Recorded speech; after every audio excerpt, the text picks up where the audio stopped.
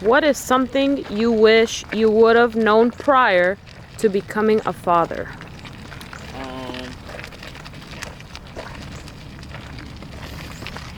I don't know.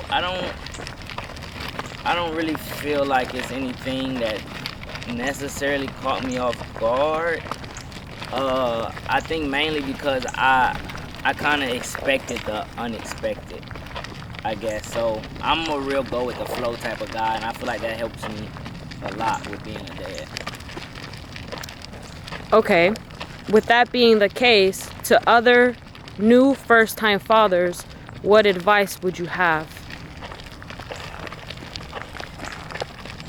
Okay, so the main thing is just be prepared for things to not go your way. Like right now, I don't have another kid in the stroller, but I'm pushing the stroller and I have my son on my arm. Why? Because he said let me out the stroller. It wasn't really my choice after that. So I just had to go with the flow. But at the same time, it's kind of weird because you have to like schedule and prioritize your time specifically to make sure that you're not neglecting your child and not neglecting, certain things like work and everything like that. So it's like you gotta have kind of a strict schedule and routine, but still go with the flow and expect your routines to be interrupted at any point. Okay, so do you think it is successful to be a stay-at-home parent and a working parent all in one? What do you mean? Is it successful to be like single parents? So do you think a single parent? You need help. Like regardless if you a single parent or not a single parent, whatever. Raise, like they say, like back in the day, I guess they say, it takes a village. I don't really hear a lot of people say that nowadays, except for older people. But it definitely does. Like friends, family, trustworthy people. I'm a type that I don't really trust a lot of people with my son. But it definitely takes a village, regardless of what it is. If it's somebody helping do something for you while, you do whatever you gotta do with your child, then whatever it is, it definitely takes a village. So, I mean, working, sometimes people have to be put in situations where they have to send their child to daycare or, even if they don't want to, daycares always aren't the best. But if you have family, if you have friends that can help watch your child sometimes, then, look out. Don't be scared to ask, because it definitely takes a village. okay, so you're a dad, but as a parent, do you think you reflect more of how your mother was as a parent or how your father was as a parent?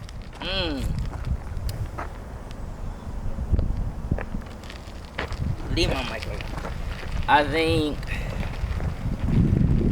that's a good question. I think I try to take both, to be honest, because my dad was real strict. I feel like at times overly strict, but and my mom was very loving, very caring. Not to say that my dad wasn't, but those are kind of just the roles. And when it came to like teaching a lot of things, like we learned from my mom, but when it came to teaching a lot of things, that came from my dad, like learning things from my dad. But me, I try to kind of incorporate both parenting styles together. But also, to be honest, I haven't really reached the age as a parent. Like my child hasn't reached the age that I would have been remembering my parents, like my dad being overly strict. I haven't reached that level of possibly feeling like, oh, I need to be stricter with my son yet. Like, I try to instill discipline in him by routine and certain practices, but I haven't really got to that point yet. So realistically, I like to think I mix both, but we'll see what really happens when that time comes. Okay, so do you think, obviously you had both parents, at some points in your life. So do you think both parents raising a child has a different effect than on a child who's raised by a single parent? Yes, I do. I don't think that effect is necessarily always the same. I don't think like it's actually turns out the same. Like I can't say if you don't have a dad, you're gonna turn out this way. If you don't have a mom in your life, you're gonna turn out this way. But I do think there's certain differences, and a lot of times with it's an emotional difference. Like I feel like people grow up and they miss certain pieces with their emotional development that maybe it came from a mom having to try to play the role of a dad as well. So with that, they may view women differently, or they may them not been able to get that love and care from their mom because their mom was so busy trying to be the overly strict dad at the same time. So I think a lot of it comes out in the emotional development. Okay, so thus far, in your own personal opinion, what has been the scariest part of becoming / now being a parent? I say the scariest part is honestly probably how it affects my marriage and my relationship. Because to be honest, I'm not really, I mean, obviously you care and you're concerned about your child, but I feel like we gonna make it through whatever. Like, I feel like my son gonna be good regardless. I'm gonna do what I gotta do to make sure my son is good either way. But as far as part of being a new parent, it changes the dynamic of your relationship. And me and my wife, we're still kind of trying to navigate through that. So I feel like that's the scariest part, honestly, because anything else, you know, I don't expect to be the perfect parent, but I'm trying to figure it out. And I feel like as long as I'm loving my son properly and continue trying to figure things out, he's gonna be good. Okay, so you mentioned keeping a good relationship with your spouse. What do you do personally to keep the spark between you and your spouse? Let me tell you what I do. I apply pressure. I send blue hearts.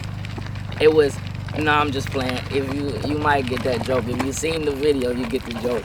But anyway, our dates, I don't know. You gotta try to sneak off. It's like your wife become your sneaky link. Your sneaky link now. So you know, you got your kid, they want all your time. So now it's, yeah, that's what it is. So now you gotta kind of try to, you know, maybe sneak around a little bit, set your time aside, and just make sure that, you know, your spouse still feels seen as a spouse and not just a parent, like as somebody, you know, a lover, not just, you know, a caretaker or whatever the case is. So. Okay. What do you think, if any, are major disagreements you and your partner may have when it comes to being parents? Major disagreements? Major is a strong word, but I'm not sure. I know we disagree at sometimes, but I feel like,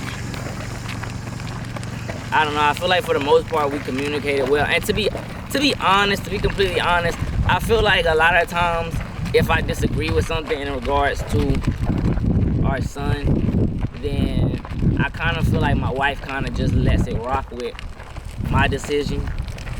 I don't know if it's always good or bad, but so I try to make good decisions and have some type of evidence to support my thinking and my thought process of stuff, because I know that a lot of times when it comes to that, she's gonna let me lead.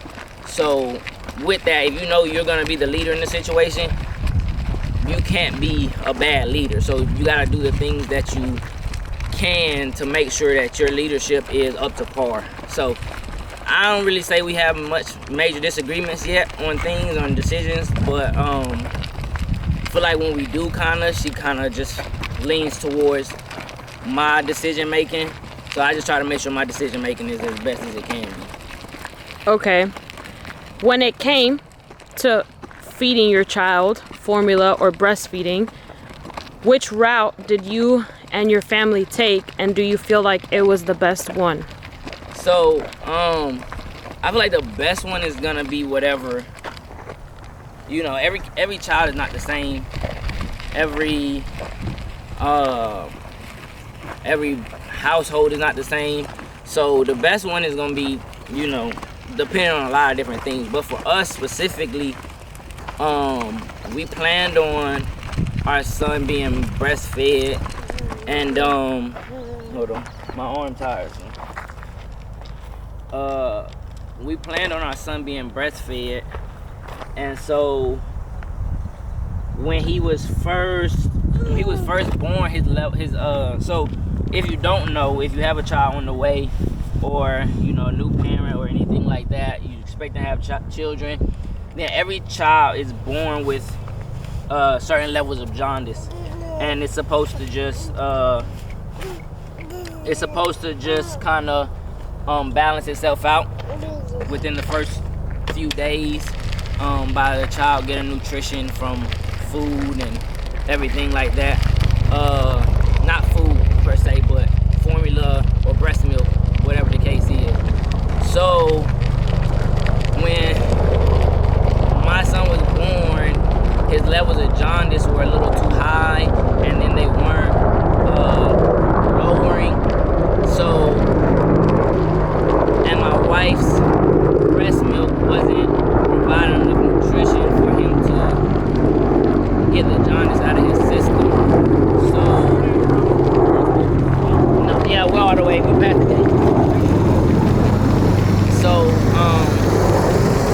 his levels of jaundice weren't going down fast enough. So the doctor recommended that we formula feed him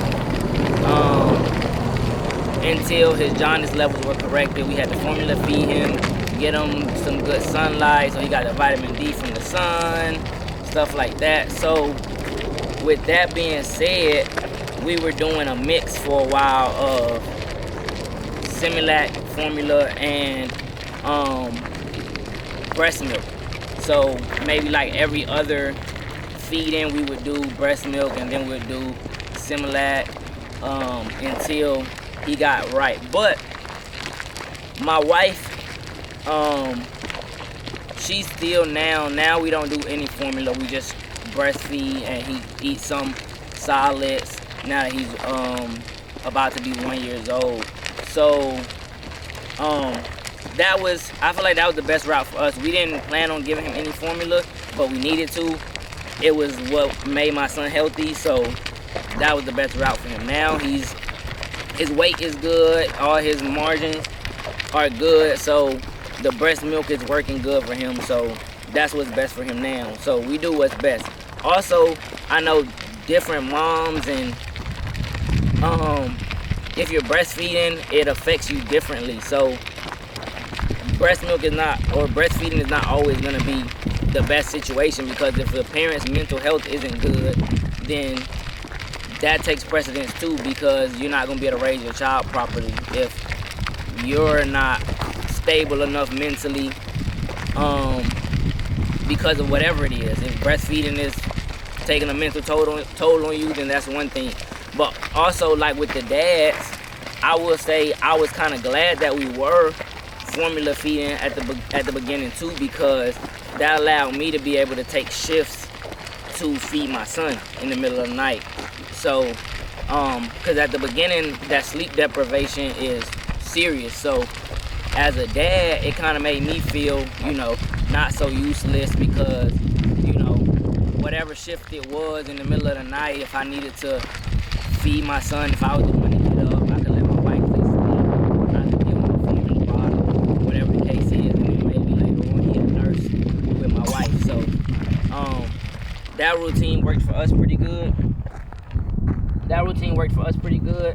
And you know, like I said, I liked it because it gave me the opportunity to feed my son when he was newborn still. So, All right, well, we appreciate your time and all your advice. Is there any saved rounds you'd have for new first-time dads or parents? just, hey, keep your mental health, keep your hobbies going. Prioritize your son, but prioritize yourself and your own mental health too.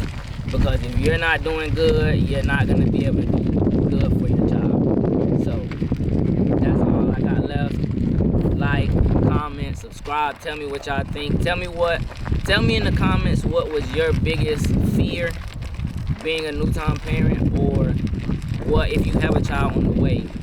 Let me know if you have any questions or what your fears are, and I'll try to do my best to answer.